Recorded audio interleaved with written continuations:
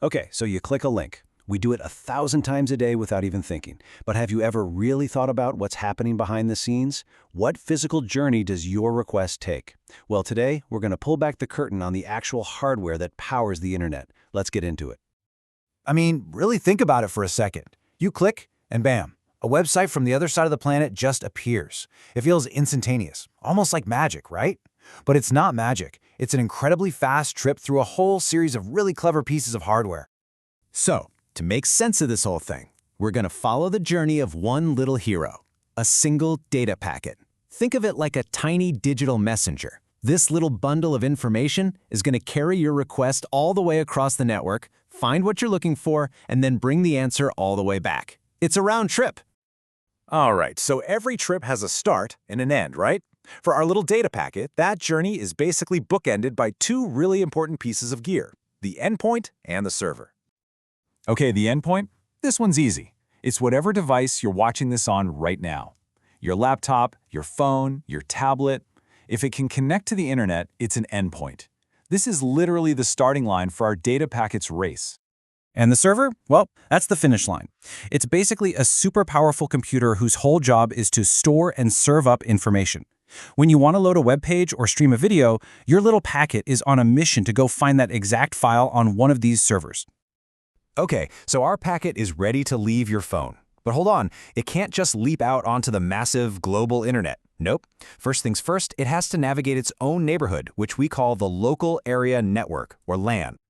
Now, if you're on Wi-Fi, the very first handshake your packet makes is with an access point. You probably have one in your house. It's the little box that blasts out that wireless signal, creating your Wi-Fi network so you can connect without being tethered by a cable. But what if you're plugged in with a cable? Well, then your packet's first stop is probably a switch. A switch is the central hub for all the wired devices on your local network. Your PC, maybe a printer, other computers. The best analogy is a mailroom inside an office building. It's incredibly good at making sure a message sent from one desk gets to the right desk inside the same building. So, how does that mailroom, the switch, know which desk to deliver the mail to?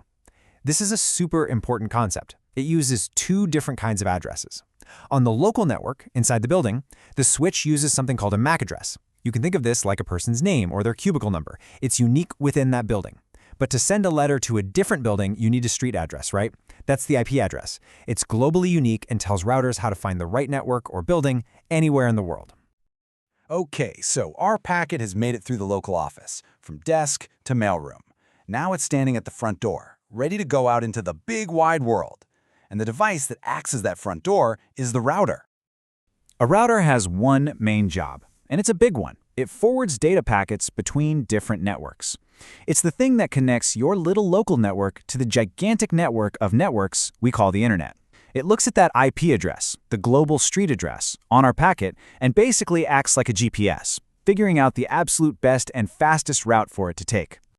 So let's make this super clear, because it's important. A switch connects devices within a single local network. Think, inside the office building. A router connects different networks together. It's what lets your office building talk to every other office building in the world. Switches use local MAC addresses, routers use global IP addresses. That's the big difference. But wait, before our packet can just waltz out the front door, it needs to pass a security check. And same goes for any packets trying to get in. This is where the network's security guard comes in, the firewall.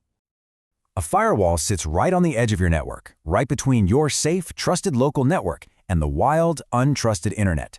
It's like a bouncer at a club. It inspects every single packet trying to get in or out, checks it against the list of rules, and decides whether to let it pass or throw it out.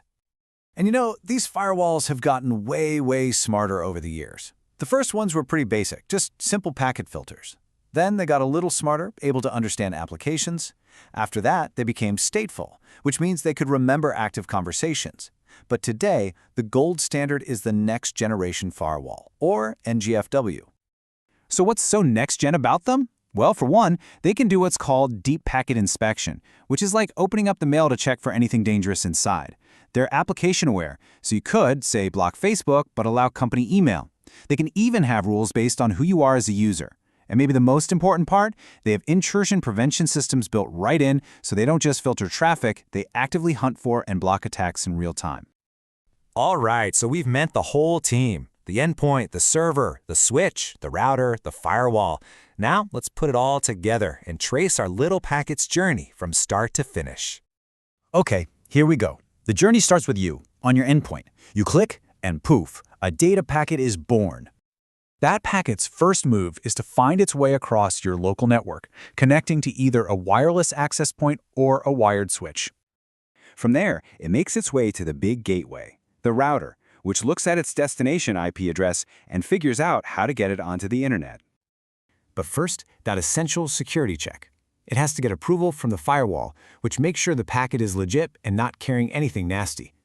And once it gets the green light, it's off. It's out on the wild internet, bouncing from router to router all across the world until finally it reaches the server, and the journey's not even over. The server then crafts a reply packet and sends it on the exact same trip in reverse, all the way back to your screen. And the craziest part? This whole round trip happens in less time than it takes you to blink. Absolutely incredible. So there you have it. You now know the physical path, the actual hardware that guides your data from your screen to a server and back. But it kind of begs a bigger question, doesn't it? With billions of these packets zipping around the globe every single second, how do all those routers magically agree on the best path? Who or what is setting the rules of the road for the entire internet? Now that is a story for another day.